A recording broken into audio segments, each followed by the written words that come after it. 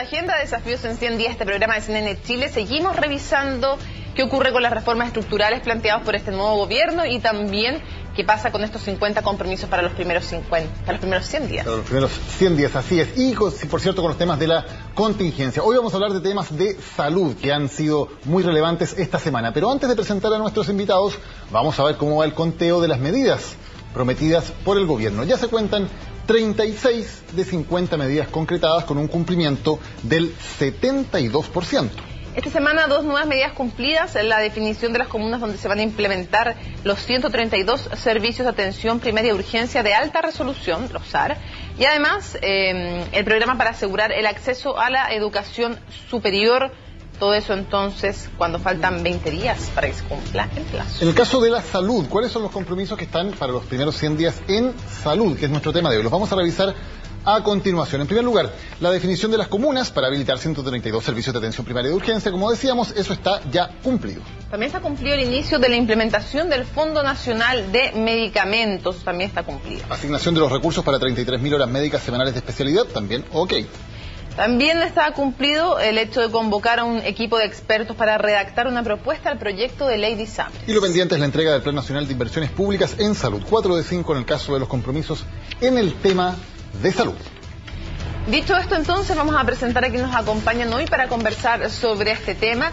Tenemos al recién reelecto presidente del Colegio Médico, Enrique París. Bienvenido. Muchas gracias. A la doctora Angélica Verdugo, subsecretaria de Redes Asistenciales. Bienvenida, subsecretaria. Gracias, buenas tardes. También nos acompaña Máximo Pavés, ex asesor del Ministerio de Salud, investigador de la Fundación Jaime Guzmán y concejal por Concelí. Bienvenido. Buenas noches a todos.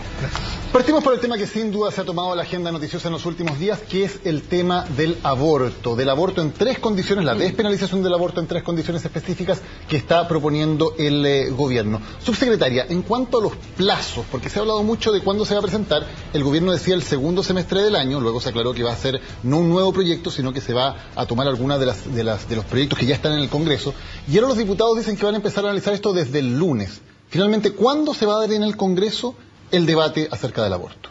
Bueno, efectivamente el gobierno lo que ha planteado es que se va a tomar algunos de los proyectos que ya están, de las iniciativas parlamentarias que están instaladas en el Parlamento, y se planteó que se van a fusionar probablemente algunas de las iniciativas de manera de iniciar el debate. El debate se va a iniciar próximamente y por cierto que el tiempo que tome el debate no lo podemos controlar desde la perspectiva de lo que va a ocurrir en el lugar donde se debaten las leyes, que es en el Parlamento. Pero solo para tenerlo absolutamente claro, subsecretaria, ¿lo del segundo semestre ya no corre? ¿Se empieza a debatir desde ya? Bueno, eso es lo que se ha planteado desde la perspectiva de las iniciativas que existen, y hay mucho interés entre los parlamentarios de iniciar el debate lo antes posible. Máximo, hablando de plazos, ¿cómo viste tú, a qué atribuiste el hecho de que un no anuncio del 21 de mayo, porque no se anunciaba ningún envío de proyecto, solamente se mencionaba que era uno de los compromisos del programa, se transformara al día siguiente, el 22 de mayo, en anuncio oficialmente? ¿Qué pasó ahí? ¿Tuvo que ver la polémica con el expresidente? Yo creo que hay una dimensión, esto es un tema, una dimensión absolutamente política en esta situación. La presidenta Bachelet nos había anunciado en el programa de que efectivamente íbamos a iniciar un debate respecto al aborto terapéutico, pero me parece que el tono en el cual ella lo expresa es desconocer la realidad actual. El año 2012, el Congreso de Chile, el Senado especialmente, rechazó en general 3 mociones vinculadas al aborto terapéutico por similares causales, tanto así que algunas de las mociones son idénticas a las que se están discutiendo hoy día en el Congreso. Por lo tanto, cuando la presidenta anuncia que vamos a iniciar un debate, es un debate que Chile democráticamente en sus instancias lo ha llevado adelante. Por lo tanto, es difícil sostener que ella no esté convocando un debate cuando ese debate ya lo hemos tenido. Evidentemente que el gobierno tuvo problemas políticos con la reforma tributaria y con el aumento de los parlamentarios en el sistema binominal. No se explica que de otra manera nosotros, hace 2 semanas después del 21 de mayo, todo el país ha estado discutiendo durante este tema, o sea, sobre este tema. Por lo tanto, hay un cambio de eje muy significativo que demuestra obviamente que el gobierno lo que busca es tratar de cambiar la mirada hacia un tema que se ha dicho que es de salud pública, pero yo creo que definitivamente que es un tema absolutamente ideológico dentro del programa de gobierno. Preguntémosle a la subsecretaria si es así. ¿Esa fue la motivación? ¿Distraer la atención? Yo creo que el gobierno lo que hace es representar el interés de la ciudadanía. El 70% de las mujeres en las últimas entrevistas que se han realizado apoyan efectivamente la despenalización del aborto en Chile. En tanto eso, el gobierno se preocupa de las necesidades de las mujeres en este caso y de la gente en general y lo pone en el debate público. Yo creo que lo que se ha pretendido por parte de algunos que han presentado algunos panfletos, lo que han hecho es caricaturizar una situación que es tremendamente sensible para el debate, particularmente las mujeres. Y yo creo que en esa perspectiva hay que tener más respeto por lo que ocurre con las mujeres cuando hablamos de un tema tan sensible como la despenalización del aborto. Doctor París, ¿qué va a hacer el Colegio Médico en este debate? ¿Cuál va a ser el aporte y qué punto de vista es el que va a entregar? Yo en primer lugar quisiera decir que en realidad el debate, cuando proviene del mensaje presidencial de la Presidenta de la República, adquiere otra dimensión. Es verdad que se discutió en el Parlamento en alguna ocasión, en varias ocasiones, y después no se progresó, pero cuando la Presidenta lo anuncia en relación al CERNAM, lo anuncia en relación a la mujer, no lo anuncia en relación al tema de la salud, creo que obviamente me parece importante que se debata con altura de miras, como ella misma lo dijo. El Colegio Médico ha tenido una postura clara con respecto a la interrupción del embarazo por motivos de inviabilidad fetal o por enfermedad grave de la madre del niño. Y aparentemente, y el doctor Montt, que es el presidente del Departamento de Ética, está de acuerdo con esto, en ese sentido, aparentemente, quizás no valdría la pena discutir tanto, pero hay que discutirlo.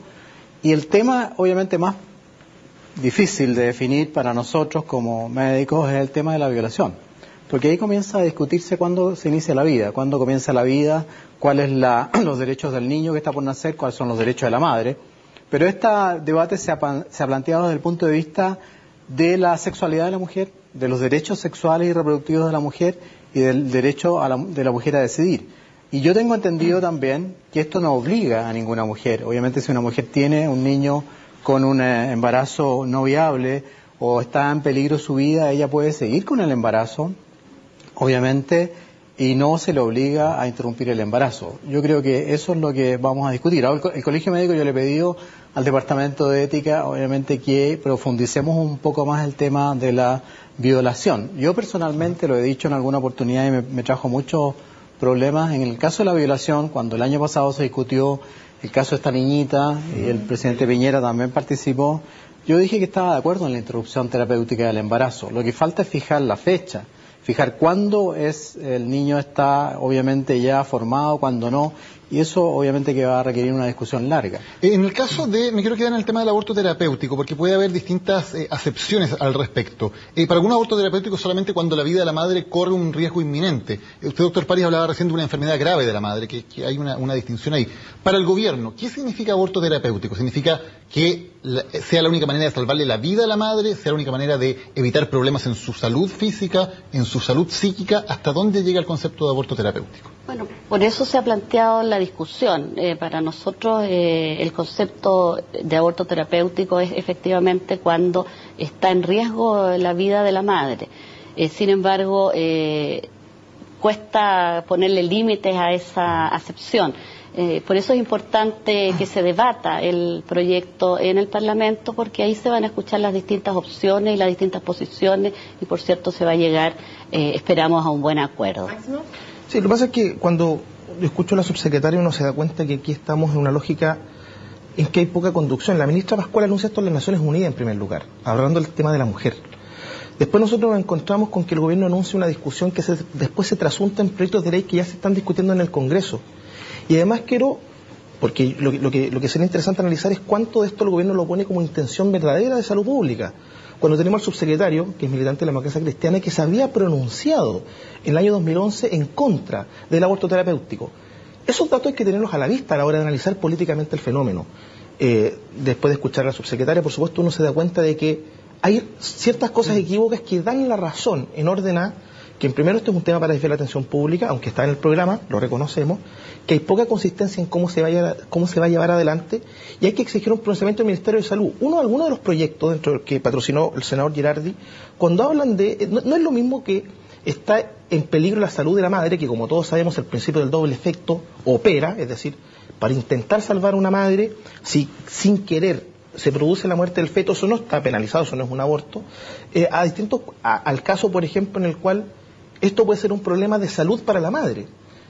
Yo podría sostener que a una madre, digamos, si le da depresión por causa del hijo, por causa de tener un embarazo no deseado, eso evidentemente, como afecta a su salud, podríamos empezar a aplicar las tesis de elección. Al doctor París, esa cosa hay que despejarla interesante. La secretaria aclaraba que para el gobierno es riesgo de vida a la madre, no una depresión, por ejemplo. Pero el mensaje dice una cosa, por eso una depresión, por ejemplo, sería... Una depresión de ninguna manera, de ninguna manera, eso no lo comparto. Desgraciadamente sí hay algunas confusiones en algunos de los proyectos. No, yo estoy hablando, por ejemplo, de un embarazo tubario. El embarazo tubario significa que el embrión está, digamos, asentado en la trompa, se puede romper, puede venir una hemorragia, tener una peritonitis, una hemorragia grave y fallecer la madre. En ese caso el médico va a tratar de sacar el embrión que está en la trompa del ovario, pero desgraciadamente, y lo más frecuente es que ocurra, es que muera el embrión. Pero la madre se salva. Otros casos también cuando hay inviabilidad fetal, o sea, un niño que no tiene encéfalo o una mola diforme, también hay que tomar en cuenta la opinión de la madre. A eso me refiero que la presidenta lo puso en el CERNAM. Pero si hay madres que quieran avanzar con el embarazo, no hay ningún problema. Yo creo que el médico siempre va a tratar de salvar la vida, siempre. Y como dice Máximo también, si en ese intento uno de los dos fallece, no es una interrupción terapéutica del embarazo con falla. Pero ¿qué es lo que pasa? Que cuando ocurre eso o en ciertas circunstancias, el médico se ve penalizado. Y de ahí el proyecto es despenalizar, tampoco es legalizar, como he visto en algunos anuncios, es despenalizar. Acuérdense lo que pasó la semana pasada, y creo que lo conversamos el otro día con este caso, o la semana antepasada, de la niñita del hospital Tisné. Obviamente el médico tuvo que hacer la denuncia, y Carabineros llegó, y entonces eso es lo que hay que tratar de modificar. Ahora, este caso con este proyecto queda igual, porque en este caso no era un aborto ni por violación, ni terapéutico, ni por inviabilidad del feto. Era un uso inadecuado de un medicamento que se vende en cualquier lugar, y ahí vamos al otro punto. Yo creo que ahí estamos todos de acuerdo. Si aquí este debate va a abrir la posibilidad de que se hable mucho de la prevención, del uso de la píldora al día después, del uso del preservativo, del uso correcto de los métodos anticonceptivos. Y eso obviamente a veces ha sido atacado. Yo aquí no quiero entrar en la parte política, pero yo creo que tenemos que reconocer, y creo que el diputado Osbun lo dijo el otro día, habló de la píldora al día después, que hay que insistir en eso, en la educación sexual, en la educación en las escuelas. Máximo, por ese tema, Máximo, sí, ¿estaría de acuerdo, por ejemplo, en que como método para intentar precisamente prevenir que se produzcan abortos haya una campaña financiada por el gobierno de alcance masivo en los colegios, con la píldora del día después, con el condón? Existe una ley actualmente que es la Ley de Derechos Reproductivos, o sea, de Salud Reproductiva y Sexual. Creo que es la 20.418, no recuerdo bien el número. Que estos son temas que la sociedad chilena ya discutió y ya están avanzadas. Me parece que digamos que alcaldes que hasta el día de hoy en la alianza no reparten la píldora del día después. Si existe algún caso, eso habrá que discutir en las instancias pertinentes, pero la solución, el caso chileno ya la llevó adelante. A mí me parece que hay que discutir primero el tema completo de la salud sexual de las personas, que incluye evidentemente las campañas completas, no solamente el uso del preservativo de la píldora, promocionar la familia, la pareja única, para las personas que quieran la abstinencia también. Hay que contar el cuento completo y en ese sentido yo creo que con los distinguidos doctores estamos de acuerdo en eso. Simplemente una precisión, digamos, de orden jurídica. Yo creo que este es un tema que al final no es solamente de salud, este es un tema filosófico de cómo se concibe la vida humana. Por lo tanto, yo creo que hay posiciones más extremas al interior del gobierno que quieren hacer que las mujeres elijan soberanamente por la vida de otra persona que es su hijo. Y esa es la discusión de fondo en este tema. Vamos a hablar de temas de fondo también, porque vamos a hablar de eso. Hay palabras de Jaime Guzmán cuando se conversa este tema en las actas de la Comisión Ortúzar, y quiero saber usted, como representante más de la Fundación Jaime Guzmán, si las comparte. Específicamente una en que dice: la madre debe tener el hijo aunque este salga normal, aunque no lo haya deseado, aunque sea producto de una violación, pero sobre todo me interesa este punto, que usted me diga si está de acuerdo o no. O aunque por tenerlo derive su muerte. Una persona no puede practicar jamás legítimamente un aborto porque es un homicidio y todas las consecuencias negativas o dolorosas constituye precisamente lo que Dios ha impuesto al ser humano. ¿Una mujer tiene que tener un hijo aunque de esto derive su muerte? ¿Se equivocó Jaime Guzmán? Yo no tengo idea si se equivocó o no. El contexto, ¿de acuerdo usted? ¿Se equivocó o no? El contexto es tremendamente claro. Lo que busca la Comisión Ortúzar cuando habla el 19 número 1 es que se protege la vida del que está por nacer, y se discutió en la Comisión hasta dónde tenía que llegar la protección constitucional. Esa comisión es un tema de un debate constitucional, no es un tema de debate de un proyecto de ley, ni es un debate de filosofía moral necesariamente, es un tema constitucional. Lo que busca en esa cita, y que fue compartido por la Comisión Ortúzar, es que el aborto no puede ser permitido en todas circunstancias porque es un homicidio. Habrá que preguntarle... ¿Pero yo creo que un homicidio? O sea, matar la vida de otro, de un inocente, por supuesto que sí. Porque aquí dice, la madre de tener el hijo, aunque derive su muerte de ello. Yo creo que eso está en base a la consideración de que puede estar en peligro la vida de la madre. O sea, si usted le pregunta a cada una de las madres, bueno, ¿usted daría la vida por su hijo? Seguramente muchas le van a decir que sí. Yo en ese sentido creo que los juicios muy particulares... ¿Y la ley debe exigirle a una madre que dé la vida por su hijo? Porque estamos hablando de que esto está en la ley. Yo creo que aquí lo importante es, los bienes jurídicos son distintos. Aquí lo que está claro, y lo que muchas personas defendemos, es que se trata de vidas distintas. Por lo tanto, una persona no puede decidir soberanamente por la vida de otro. Y nosotros creemos, muchas personas creemos, que lo que hay dentro, cuando el momento en que se determina dónde está la vida, eso ya no es propiedad de la Pero madre. solo para terminar el punto y darle el paso a la subsecretaria, ¿la ley debe obligar a una madre a dar la vida por su hijo? ¿Qué es lo que plantea Jaime Guzmán? Es que yo creo que la ley en general, porque eso no es un debate de ley, es un debate de la protección pero constitucional. Pero tiene un principio filosófico detrás, eso es lo que estamos preguntando. ¿Y qué año se discutió ese principio? 74. 74. O sea, yo creo que la ley en general no puede establecer conductas. Habría que mirar el contexto. Yo no sé si la ley debe obligar a las personas a, evidentemente, morirse. Yo también estoy en contra de la eutanasia, de todas cosas. Yo creo que no. Subsecretaria, ¿puede la ley obligar a una madre a dar la vida por su hijo? A mí me parece que no. O sea, aquí lo que estamos tratando de plantear es la despenalización del aborto con tres causales. Entonces, desde esa perspectiva, lo que se está intentando hacer es efectivamente proteger a las mujeres y que el Estado les asegure la posibilidad de tener una despenalización en 3 casos específicos en esta materia. A mí me parece que lo que se ha hecho es una caricatura, vuelvo a insistir, de lo que se está planteando por parte de la Presidenta de la República, y a mí me parece que el país está en condiciones de avanzar en una legislación que permita efectivamente la despenalización del aborto en estas 3 causales. Subsecretaria, tanto usted como la ministra, como la presidenta han sido muy cuidadosos en siempre usar el verbo de despenalizar y no legalizar. ¿Cuál es la diferencia entre una cosa y la otra? Despenalizar implica que cuando se ocurre una situación como esta, los profesionales que atienden a una persona que comete un aborto en estas 3 circunstancias no puede ser denunciada. Cuando hablamos de legalizar el aborto, estamos permitiendo que las instituciones efectúen abortos en estas 3 causales. ¿Eso significa que con la despenalización las instituciones no pueden efectuar abortos en estas 3 causales? Las instituciones tendrán que atender las condiciones de las personas que lleguen a los hospitales a atenderse por estas causales sin hacer ningún tipo de denuncia. No me queda muy claro. Una mujer que está en uno de estos 3 casos va a un hospital público y dice quiero realizarme el aborto porque estoy dentro de una de estas 3 opciones. ¿El hospital público está obligado a realizarle ese aborto a la mujer de manera gratuita, por ejemplo? Claro, el hospital tiene que hacerla de manera gratuita en ese caso. Solo porque esté despenalizado. No, por eso le digo, la despenalización es distinta a la legalización. Si está despenalizado el aborto y una mujer, despenalizado, no legalizado, si está despenalizado y una mujer va y pide que le realicen un aborto, ¿se lo tienen que realizar o no en el hospital público? Yo no lo tengo tan claro si se lo tienen que realizar o no en el hospital público. Entiendo que si está despenalizado, lo que no puede ocurrir es que se efectúe una denuncia en ese caso. ¿Y está segura que si se legaliza hay esa obligación que le practiquen el aborto? De la cartera de prestaciones de las instituciones. No, yo tengo una visión distinta. El derecho penal, o sea, el aborto está sancionado en 2 instrumentos legales. El Código Sanitario, donde dice que no se puede llevar a cabo ninguna forma de aborto, no dice nada más, no establece una sanción. Y después el Código Penal. Y el Código Penal lo que hace es establecer delitos, es decir, aquellas cosas que no se pueden hacer porque están prohibidas, de manera tal de que aquellas cosas que sean derogadas del Código Penal son legales. Entonces, aquí hay un problema semántico distinto a la licitud o ilicitud moral. ¿Ya? Pues si usted quita un delito o quita una pena, eso absolutamente pasa a ser legal. Otra discusión distinta es que nosotros veamos si eso está cubierto por el auge o no cubierto por el auge, si eso está, digamos, son prestaciones gratuitas, si la darán las ISAPRES o objeción de conciencia, esa es otra discusión. Pero a mí me parece que hay un enredo semántico. Cuando el legislador y cuando el Estado de Chile dice le vamos a quitar una sanción, eso pasa a ser legal. Y por lo tanto, ¿tendría un hospital público obligatoriamente que atender un aborto? Yo creo que eso no está en el ámbito penal, eso está en el ámbito de los otros instrumentos legales, es decir, la cobertura del auge, las patologías, etcétera. Ese otro instrumento legal que no es penal, ¿ya?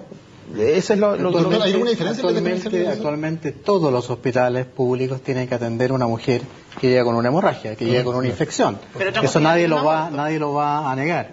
Lo que pasa es que cuando ocurre eso, el médico tiene que hacer la denuncia a los tribunales de justicia, llamar a los carabineros como ocurrió el otro día, y eso produce un problema que es el que tenemos que solucionar, porque significa despenalizar, evitar esa denuncia, como dice la subsecretaria, pero no en el sentido de que no se va a denunciar, sino que en el sentido de que nadie va a recibir un castigo porque esa niña, digamos, fue violada, tomó el misoprostol, se lo colocó, tuvo el aborto y va a consultar. ¿Qué es lo que pasa si eso continúa? Va a continuar la cantidad de más de 3.000 abortos que hay clandestinos. Porque lo que se supone es que si tú dices, no, si usted tiene ese problema y acude al hospital y va a ser atendida en las mejores condiciones posibles para evitar rotura uterina, infecciones, pérdida de la vida, obviamente que nosotros pensamos que es lógico trabajar así. Ahora, yo creo también que nunca va, y en algunos proyectos de ley lo decían así, nunca va a actuar un médico solo, tiene que pedirle opinión a otro médico, puede pedirle opinión al comité de ética del hospital. A veces hay que actuar rápidamente, por supuesto, porque hay una hemorragia, hay un peligro de vida, pero nunca se va a actuar livianamente, pienso yo. Pero hay algo que no me queda claro, porque usted vuelve a dar el ejemplo de la mujer que se ha intentado provocar un aborto, por ejemplo, con un medicamento y que llega con una hemorragia al servicio de urgencia, obviamente se le atiende, por cierto, y hay que hacer la denuncia.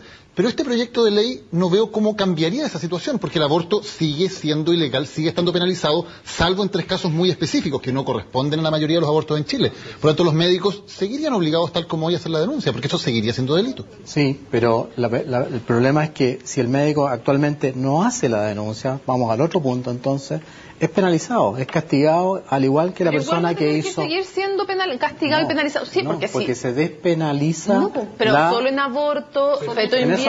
En esas tres. Por eso. Que no son la mayoría. Y si llega una mujer y se ha provocado un aborto porque no quiso tener nomás la guagua, el médico tiene que ser denunciado igual y la mujer igual. Obviamente que estamos refiriéndonos nada más que a estos 3 casos muy específicos. Por eso, el caso de la chica de 17 años que ha causado tanta preocupación, con la nueva ley seguiría exactamente igual, no hay ningún cambio. ¿Subsecretaria? Desgraciadamente sí. Desgraciadamente, ¿el gobierno no quisiera hacer algo para evitar esa situación? Yo creo que estamos iniciando una conversación en estos 3 ámbitos. Y fíjese que ya solo por iniciar en estos 3 ámbitos se genera la polémica que estamos viendo en estos días. Entonces, yo creo que la sociedad tiene que avanzar paulatinamente como lo ha hecho, Daniel. ¿Avanzar hacia dónde? ¿Hacia la despenalización total del aborto? En esta sociedad se ha ido avanzando paulatinamente en una serie de derechos para las personas que constituimos esta sociedad, el derecho al divorcio, por ejemplo, y sabíamos que hoy día concretamente... ¿La sociedad debiera avanzar hacia un aborto libre? Nosotros hoy día tenemos un programa de gobierno que lo que presenta es la despenalización del aborto en estas 3 causales. Ese es el programa de gobierno de la presidenta Bachelet y eso es lo que le estamos ofreciendo hoy día a nuestras mujeres. Yo le quiero agregar una complejidad jurídica. En el caso de la violación, estamos en presencia de un hecho constitutivo de delito. Por lo tanto, si usted quiere interrumpir el embarazo por causa de violación, usted tiene que demostrar fehacientemente en todas las instancias jurisdiccionales, a lo que queramos vulnerar el principio de inocencia, de que hay una persona que cometió violación. Y eso, evidentemente, hay un tema fáctico de cuánto tiempo se va a demorar usted en probar que hubo una violación. Porque aquí nosotros hablamos de la violación como si fuera algo tan sencillo de probar. Eso tiene que ser en sede jurisdiccional. Yo no veo a nadie haciéndose cargo de ese tema, ya desde el punto de vista de que, claro, ingresa la denuncia a Fiscalía, comienza una investigación por parte del Ministerio Público y hasta que se acredite fehacientemente, inclusive la posibilidad de un recurso de nulidad, que es la instancia final, digamos, en la Corte Suprema, la guagüita podría tener eventualmente 7 meses. No, porque se puede la mujer haber hecho el aborto antes, o no sé, o se hace el aborto igual y se la penaliza si es que después se descubre que no era por violación. Y si no era por Bueno, me parece que en ese proceso, además, lo que yo no entiendo es lo que se le está ofreciendo a las mujeres, honestamente, porque no se pretende despenalizar, pero el subsecretario tampoco tiene claro si uno va a poder ir a un hospital público a hacerse el aborto de hacerse el aborto de esos 3 casos. Por lo tanto, lo que pasa es que hoy día no existe ley. cuando tengamos la ley en nuestras pero ¿qué manos dicen los vamos proyectos? No, pero claro, ¿qué dicen los proyectos? Ustedes no van a presentar hay más de ninguno, 22 iniciativas. iniciativas. Finalmente la situación, si la mujer no tiene ningún lugar donde ir a hacerse aborto, solamente que se pueda hacer clandestino y nadie la castiga. Va a cambiar, hemos tenido casos tremendos, emblemáticos de mujeres con fetos anencefálicos que han sido obligadas a terminar un embarazo, producto que no hay una ley, en este caso, que las proteja de una situación tan terrible como esa. Ese aborto la mujer que tiene un feto anencefálico? Ahí va a poder recurrir, en ese caso, a los establecimientos públicos, dado que no hay una despenalización. Por eso no es obligación de los hospitales, usted. Pero por eso que hay que discutir el proyecto de ley. Lo que hoy día no hay es un proyecto de ley que haya sido presentado por el gobierno. Hay una serie de iniciativas que van a tener que fusionarse y vamos a tener que llegar a un acuerdo al interior del Parlamento en términos de cómo va a ser la protección que esa ley le va a dar a las mujeres en estos casos que estamos hablando que son tan dramáticos. Subsecretario, por ejemplo, en el caso de la violación que planteaba Máximo, ¿qué estándar probatorio se va a pedir para poder acreditar que una mujer pueda, acogerse a esta ley? ¿Cuál es el estándar probatorio que se pide? ¿Que haya simplemente una denuncia? ¿Que haya una condena? No se ha discutido eso en detalle, pues si un día va a empezar el debate, pero si una mujer hace una denuncia, por ejemplo, porque ha sido violada, evidentemente que ese es un antecedente que probablemente en el marco de la legislación va a quedar establecido. Pero fíjese que cuando nosotros tenemos menores que han sido violadas en forma reiterada por parientes, cuando hay causales de incesto, como los que hemos visto, son chicas que no pueden denunciar, por ejemplo, y terminan presentando un embarazo y recién ahí se destapa, ¿cierto?, el hecho de que han sido violadas reiteradamente al interior de una familia. Entonces esas chicas tienen que ser protegidas por esta ley y eso es lo que se está buscando. Mira, el Instituto Médico Legal tiene amplia experiencia en esto. O sea, no es que no se pueda hacer el diagnóstico. Si una niña es violada, va a tener ciertas lesiones en sus genitales o en otros lugares del cuerpo, incluso por agresión, que inmediatamente le van a dar la orientación al médico. Va a tomar muestras de líquidos, va a tomar pruebas y va a confirmar el diagnóstico. No es una cosa que no se puede hacer. ¿Y hoy día, por lo tanto, el informe del Servicio Médico Legal sería el estándar? Pero cuando hay una violación, o cuando hay un ataque sexual, o cuando hay un problema médico legal dentro del hospital, desde hace unos años atrás existe una pieza especial o una sala especial donde el médico tiene que examinar. Si eso no ha funcionado bien o no se ha implementado, hay que ponerlo a trabajar de inmediato. ¿Y después qué, pero doctor? ahí, después de que se recibe eso, ¿a dónde se va a hacer el aborto de la niña? Eso es lo que no está resuelto. Basta que se haga el diagnóstico primero, obviamente que en mi opinión no es tan difícil, a veces sí es difícil. La niñita va a tener que ser examinada por 2 médicos, nunca es uno solo el que hace ese diagnóstico, generalmente son 2. Y obviamente el hospital la acogerá. Si aquí no hay problema, pero si yo creo... ¿sabe si es obligación del hospital acogerla? Porque hay que legislar, hay que hacer la ley que nos permita proteger todas las circunstancias que hemos estado debatiendo aquí. Esto va a ser parte del debate. Que el hecho de despenalizar no sabe si significa que va a ser una obligación del hospital público hacer el aborto. Porque va a ser parte del debate. Yo creo dos cosas para demostrar a los amigos que nos están viendo los falaces del debate, digamos. Si hay una violación, yo quiero recordar que la ley autoriza la anticoncepción de emergencia.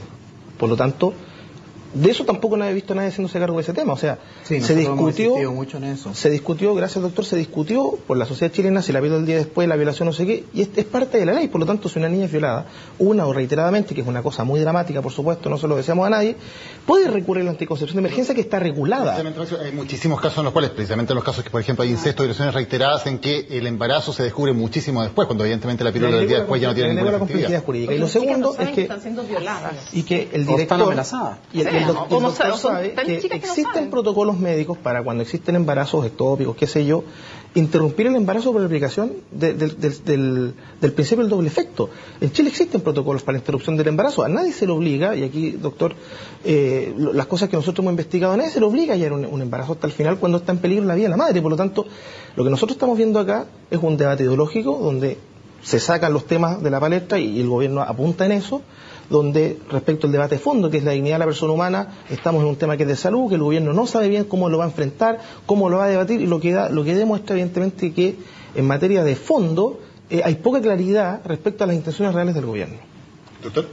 No, yo no voy a calificar eso. Hay más de 30.000 abortos, clandestinos en Chile, y hay que preguntarse por qué se producen. En parte se producen obviamente porque no hay educación, no hay prevención. En algunos municipios, como han dicho ustedes, incluso no le otorgan la píldora al día después. No se reparten anticonceptivos. Hay un escándalo enorme porque el alcalde de la Florida pone un preservativo en la calle. O sea, yo creo que es bueno que se debata sobre el tema justamente para hablar de prevención. Y aquí el Ministerio de Educación también tendría que tener un rol muy importante en la educación. Ahora, cuando la niñita llega, obviamente, con el embarazo ya en marcha, comienzan los problemas. O cuando una mujer con un feto anencefálico llega, o con una mola, que lo tuvimos hace unos años atrás, fue muy llamativo, llega y le dicen, no le puedo hacer nada, no la puedo operar. ¿Por qué? Porque obviamente está penalizado. Entonces el médico que hace esa intervención, no digo en el embarazo tubario, que se rompe y es una urgencia, hay que hacerlo de todas maneras. El médico entonces está penalizado. Entonces yo creo que a mí me parece bien que esto se despenalice y además se debata. Lo que dijo Jaime Guzmán no lo voy a defender, pero el año 74 la medicina estaba en otro ámbito. O sea, actualmente es muy raro que una mujer tenga que morir para que el niño pueda nacer. O sea, creo que hay que cambiar ese concepto. La unidad de cuidado intensivo han mejorado, pero enormemente. Ahora un niño de 500 gramos sale, se salva, se mejora. O sea, también hay que planificar eso. ¿Cuándo interrumpir el embarazo? En el mejor momento en el cual el niño pueda salir vivo. Nunca vamos a estar a favor de la vida. Decía la subsecretaria que esto todavía no está claro porque no hay un proyecto, pero en su opinión, si se despenalizara el aborto en estas tres circunstancias, ¿eso debería significar que todos los hospitales públicos deban atender gratuitamente a las mujeres? Que también eso sea, por ejemplo, arancelado por FONASA, que las ISAPRES deban cubrir, por ejemplo, los abortos en estos tres casos específicos? ¿Debería ser parte de todo el sistema? En mi opinión, sí. Yo creo que si esto se despenaliza, va a haber un cambio, digamos, la gente... Espero que no se va a hacer el aborto en forma clandestina, sino que va a ir a pedir ayuda. Esto no entra directo al hospital, va a ir a consultar con la matrona, en el consultorio, en la APS. Las matronas están muy imbuidas en este tema. E incluso, y aquí voy a entrar en otro tema polémico, si esa paciente va a una clínica privada, el rector de la Católica donde yo trabajo ha dicho que no lo va a atender, yo también creo que hay que respetar eso. O sea, la objeción de conciencia también hay que respetarla. No solamente para la mamá que no quiere hacerse la interrupción, sino que también para el médico. O sea, si a mí me van a decir que es una ley que obliga, no estoy de acuerdo, y yo creo que ahí la ministra del CERNAM, María Angélica, cometió un error. ¿Por qué? Porque aquí en Santiago, por ejemplo, a lo mejor en un lugar donde el único hospital, el único médico, obviamente que a lo mejor tiene que atender a esa paciente. Pero si hay la posibilidad de derivarla, creo que también hay que respetar eso. Si el gobierno considera como punto de vista filosófico que es admisible que una mujer aborte cuando está en riesgo su vida, cuando el feto es inviable, cuando ha sido violada. Cuando ha sido violada, ¿por qué plantea dentro de sus objetivos despenalizar y no derechamente legalizar? ¿Por qué, si le parece que éticamente es válido, por qué no derechamente legalizar? Yo creo que también eso ha formado parte del debate. Y la presentación del gobierno ha sido la despenalización, buscando una opción que seguramente permita sumar más que restar en esta iniciativa. O sea, que tenga más viabilidad política. Pero por cierto, porque fíjese la escandalera, perdón la expresión, que se ha armado en relación a un tema que desde nuestra opinión obedece a legítimas expectativas de la población. Hasta el año 89 había aborto terapéutico en Chile. Estamos, 30 y algo años después, de nuevo, recién discutiendo una iniciativa. Solo en 5 países en el mundo no existe la posibilidad de una legislación en este aspecto. Entonces, a mí me parece que estamos en un momento en que la sociedad chilena tiene que dar un salto cualitativo en este aspecto. Tenemos que correr el cerco y decir si aquí la ciudadanía se está manifestando favorablemente, si hay un gobierno elegido democráticamente que en su programa de gobierno estableció el aborto en estas 3 alternativas. Evidentemente que tenemos que generar el debate en el Parlamento, obtener la mejor legislación posible, y el sistema público tendrá que hacerse cargo, por cierto, de decisiones que estamos respaldando hoy día. Tenemos que ir a la pausa, ya volvemos con más en este debate en CNN Chile.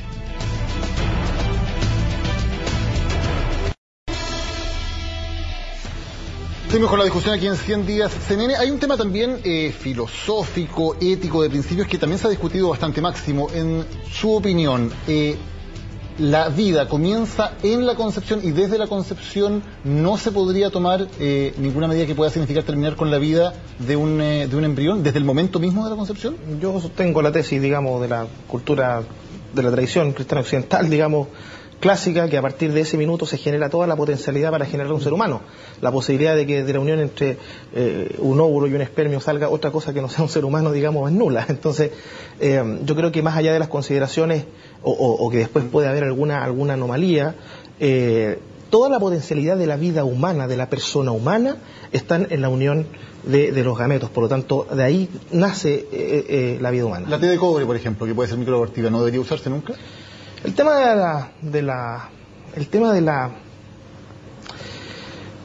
método anticonceptivo en general es una discusión que va por otro carril, digamos.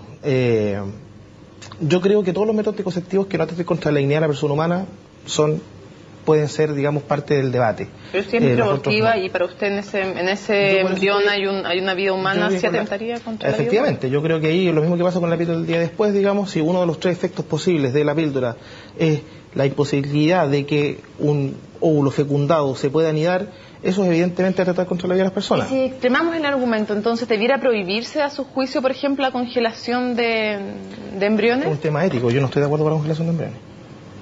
O sea, sí debiera prohibirse según usted, porque se hace en Chile, está permitida. Sí, desde el punto de vista bioético me parece que es súper delicado. Distinto que uno pueda congelar, digamos, el óvulo y el espermio separado, digamos. Yo creo que la congelación de embriones, efectivamente, cuando hay vida humana ahí...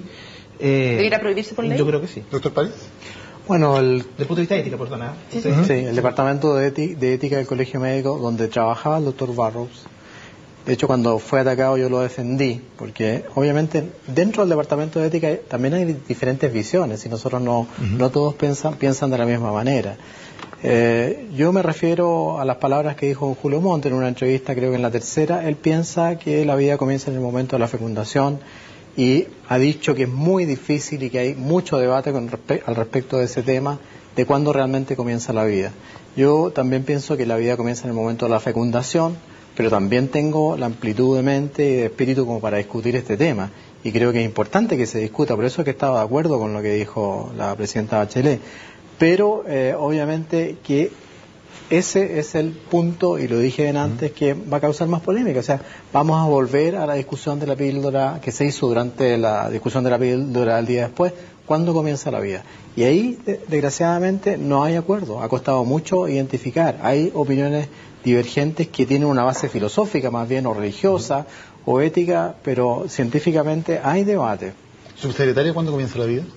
Yo no soy una experta en bioética. Yo creo que aquí la polémica se ha centrado en un debate en donde pareciera que hay sectores de la sociedad que lo que quieren hacer es imponerle a otros su visión en este caso, de cuándo comienza la vida o de cómo entendemos efectivamente la vida. Yo creo que aquí de lo que se trata es de debatir en una sociedad democrática y no imponerle visiones de unos grupos ideológicos sobre otros. Yo creo que aquí hay que darle la posibilidad a las mujeres de optar. Aquí nadie va a obligar a una mujer a practicarse un aborto si ha sido violada, pero el Estado tiene la obligación de ofrecerle alternativas a esas personas cuando tienen un feto inviable, cuando está en peligro la vida de la madre o cuando una mujer ha sido violada, a ofrecerle alternativas para que pueda efectivamente practicarse un aborto si es que la legislación logramos que efectivamente se llegue a término. Pero la imposición de visiones, Daniel, ha sido algo que en esta sociedad nos ha marcado enormemente. Yo creo que hoy día estamos en un momento político del país en que podemos hacer estos debates, que probablemente la gran mayoría de la ciudadanía va a apoyar las opciones que la presidenta Bachelet ha planteado en su programa de gobierno y que hoy día nosotros queremos llevar a la práctica. Subsecretaria, que la mujer puede optar en qué límites de tiempo, en estos 3 casos específicos, ¿hasta qué límite de tiempo podría interrumpirse de manera despenalizada el embarazo? Es parte de un debate. Cuando uno mira las legislaciones internacionales, hay legislaciones que permiten el aborto, por ejemplo, en caso de violación hasta las 12 semanas, hay otras que limitan a 10 semanas, hay una variabilidad de alternativas en esta circunstancia. Yo creo que no, hoy día no hay, para serle franca, yo no quiero dar mi opinión porque no es relevante. Yo creo que la opinión hay que buscarla en términos de los consensos que hay en otras legislaciones, pero aproximadamente hasta las 12 semanas es lo que en general las legislaciones permiten en caso de este tipo de prácticas. Antes de ir a otros temas, también hay un tema interesante en la palestra. Lo discutíamos ayer. El senador Guido Girardi es parte de las mociones que están dentro del Parlamento, y él dijo, la DC va a tener que ir más allá de lo que planteaba en sus mociones y yo voy a tener que retroceder. dijo que se comprometía solo a las 3 causas de que propone la presidenta Michelle Bachelet. Pero dicho esto, es interesante analizar su proyecto en el que se plantea no solo la violación, no solo el tema de que esté en riesgo vida de la madre, sino directamente el aborto eugenésico. ¿Es esa una opción aceptable, aborto eugenésico? Yo creo que, o sea, cuando tú, Mónica, expones esta situación, queda claro, digamos, que al interior del gobierno no hay ningún consenso en casi nada de estas materias, lo que da cuenta, insisto, en la tesis de que esto es, a pesar de que es un debate que pueda ser necesario, es un debate que no está planificado políticamente en lo absoluto. Yo creo, doctora, que quiero ser muy respetuoso insistiendo con usted que no se trata de imponer creencias, se trata de debatir con argumentos. Y cuando uno expone un argumento, no necesariamente está buscando imponer nada, sino simplemente dar una visión. El senador Girardi, que es una persona que se ha manifestado abiertamente en contra del aborto, va a tener que consensuar sus posiciones, a favor del aborto en muchas más circunstancias. Él es una persona que ha expuesto, yo lo he escuchado en foros, digamos, de que en definitiva entre nosotros y un árbol, digamos, hay una diferencia, digamos, accidental, digamos, no hay una diferencia de dignidad de fondo. Va a tener que consensuar posiciones en el interior de la nueva mayoría y eso va a ser muy difícil para el gobierno porque tampoco hay mucha claridad de cómo se va a enfrentar este tema.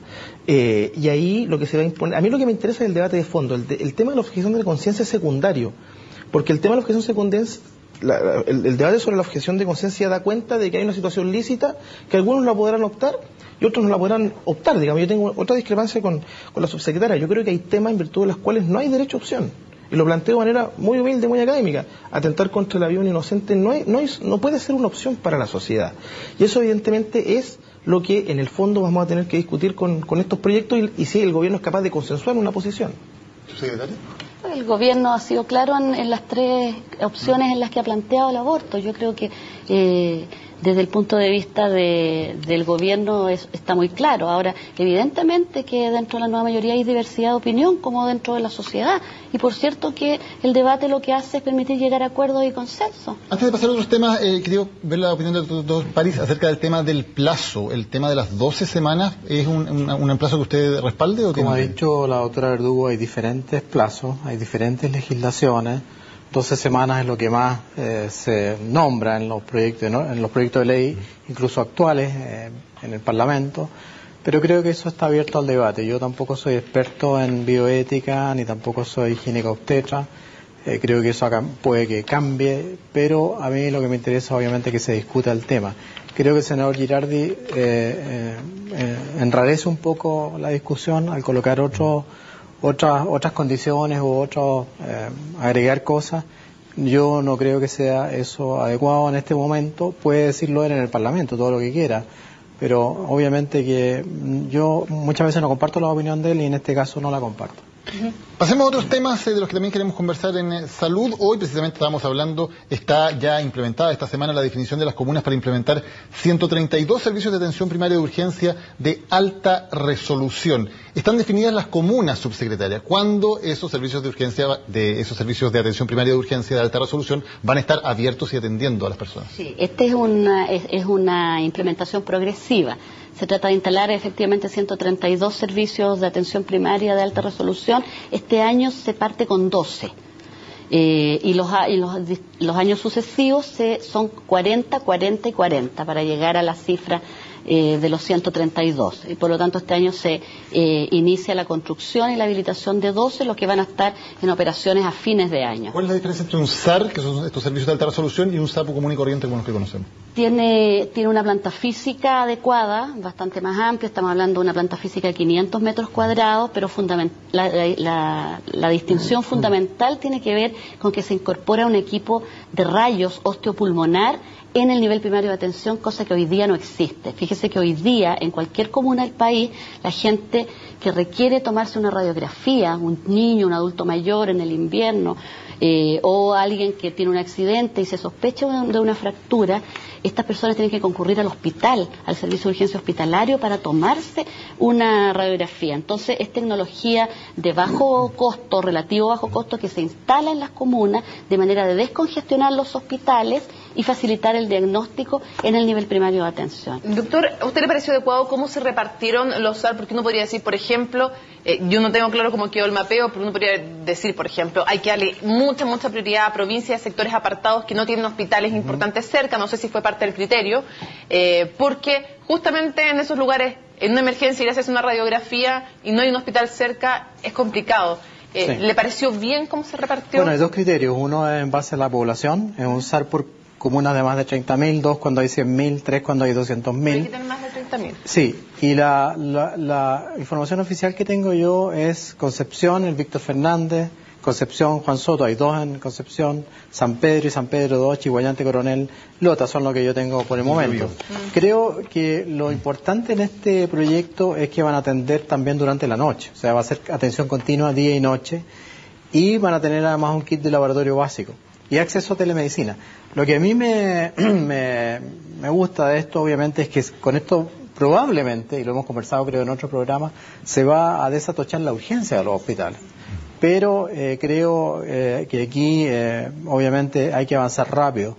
Con el ministro pasado nosotros hablamos de este tema, con el tema de los médicos generales de zona, kit de laboratorio básico, acceso a telemedicina, y eso está funcionando en algunos lugares y creo que ha dado buen resultado. Yo estoy de acuerdo con esto y ojalá que realmente se produzca.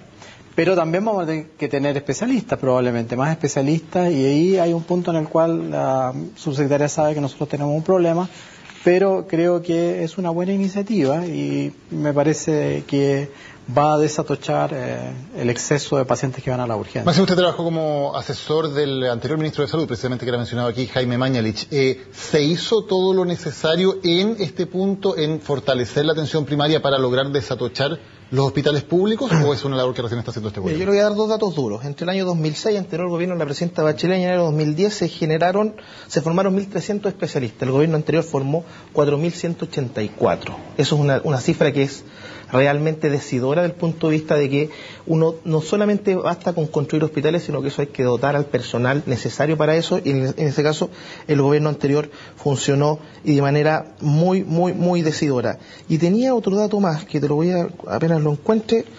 Yo creo que el doctor París, en una entrevista anterior, digamos, y la cuenta pública de los primeros meses del Ministerio de Salud da cuenta de que hay una política de continuidad. Y esto, evidentemente, el ministro de Salud en alguna de las intervenciones recientes destacó que no se condice muchas veces este tono de beligerancia de algunos parlamentarios a su gestión versus el mismo gobierno que reconoce que en algunas materias tan relevantes como la formación de especialistas o el avance en cobertura para atención primaria hubo un avance. Le vamos a preguntar a la secretaria, ¿hay continuidad? ¿Es una gestión de continuidad y por lo tanto no deben ser tan críticos de lo que se hizo antes? Nosotros estamos planteando estos servicios de urgencia, atención primaria de alta resolución, dado que hay una baja resolución hoy día en la urgencia de la atención primaria. Este es un proyecto de nueva infraestructura, de nuevos recursos muy importantes. Esto no tiene ninguna continuidad, este es un proyecto nuevo. Y por ahora ejemplo, el tema de compra de camas, que va a ser todo un tema y que es un tema cada invierno, mientras más nos acerquemos a hacer más temas.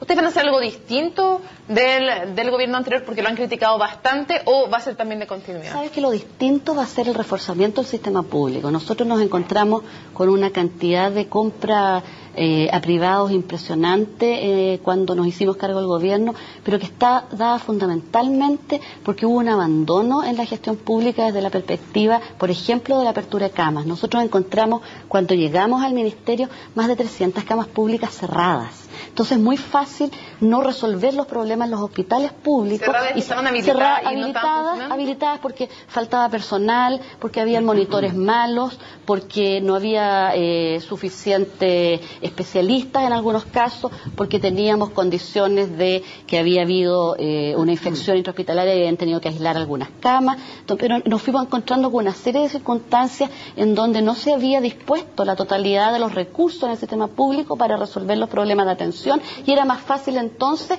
comprar una cama a precios que, como sabemos, son 5 o 6 veces más caros. Entonces hoy día lo que nosotros hicimos fue decirle a los directores de servicio: abran todas sus camas. Hemos logrado avanzar considerablemente, todavía quedan unas pocas cerradas. Abran sus camas, doten de monitores donde no tienen, traigan los doctores que quieran efectivamente volver al sistema. Con esta medida de contratación de 750 especialistas estamos logrando empezar a traer algunos médicos al sistema, de manera de ir evitando una compra excesiva. Vamos a seguir comprando camas en el invierno particularmente, porque hoy día las condiciones de dotación de camas en el sistema público son insuficientes. ¿Pero van a comprar menos? Pero por eso que se van a construir los hospitales. Fíjate que yo hoy día no pudiera aseverar que vamos a comprar menos, vamos a comprar mejor. ¿Ah? Comprar mejor significa que vamos a asignar los recursos mediante un sistema que nos permita ir asignando la compra en función de una priorización de las clínicas en función de su costo, por ejemplo. Máximo, ¿se usó en todo su potencial el aparato público del sistema de salud? Yo creo que es un tema complejo desde el punto de vista de cómo está estructurado el sistema público. Me parece que es un debate que sigue pendiente y que de parte del gobierno actual, salvo algunos anuncios de hospitales, hemos visto bastante poco. Quiero dar dos datos nomás. Primero, no olvidar que el gobierno anterior parte con un terremoto. Y eso es algo que a la ciudadanía y cualquier persona, cualquier servidor público que analiza honestamente el tema de las camas y la infraestructura pública, debemos tenerlo a la vista. Tuvo que reconstruirse una gran cantidad de infraestructura. En materia de camas críticas, hubo un aumento del 14% del año 2009 a la fecha, y además que los precios pagados en clínicas, y esto es un dato que se sabe poco, los precios pagados en clínicas por el Ministerio de la gestión anterior eran un 50% más baratas que las que tiene el gobierno de la presidenta Bachelet. Eso tampoco hemos sabido mucho y no se ha dicho. Eran camas mucho más baratas y con esa realidad, digamos, evidentemente nosotros creemos que algunos de los objetivos que el gobierno tenía anterior pasado medianamente se cumplieron. Así que no, la subsecretaria. No, la verdad es que yo no sé qué cifras tiene él, pero nosotros en el gobierno pasado de la presidenta Bachelet en el año 2009 creamos la unidad de gestión centralizada de camas, justamente para ordenar el tema de la compra a privados. Y nosotros, yo tengo los antecedentes, efectivamente se compraba a mejores precios y se compraba en menor cantidad al sector privado que al público. En mayor cantidad hoy día al sector privado que al público, y en nuestra época en menor cantidad. Lo que hicimos con la creación de esa unidad de gestión centralizada de camas fue generar un sistema de información que permitiera buscar camas cuando un paciente está atochado en un servicio de urgencia y buscarle camas en primer lugar en el sistema público y en segundo lugar en el sistema privado, cosa que en el último tiempo no ocurrió de esa manera. No, aquí yo discrepo de los dos. O sea, en Chile siguen faltando camas. Así es. Y el año 2012, según los índices de la OECD, nosotros tenemos casi la mitad de las camas que deberíamos tener en relación a los estándares de la OECD. O sea, tenemos camas públicas, sí. Tenemos que seguir construyendo hospitales, tenemos que seguir construyendo lugares de atención. Y, bueno, lo que ha dicho Máximo en relación a los especialistas, yo lo he dicho muchas veces. El ministro Erazo hizo una gran labor en el último año de la presidenta Bachelet, y durante el gobierno de Piñera hay que reconocer, se formaron 4.000 especialistas, o sea, casi 1.000 especialistas por año. Pero evidentemente que formar un especialista demora entre 3 y 5 años, por lo tanto vamos a tener una brecha. Ahora, yo hago un mea culpa, el Colegio Médico durante mucho tiempo dijo no más escuela de medicina, no esto, no lo otro. Estábamos equivocados, o sea, hay que tener más escuelas de medicina también, y ojalá en regiones, Punta Arenas, Copiapó, yo creo, y Arica. ¿Por qué?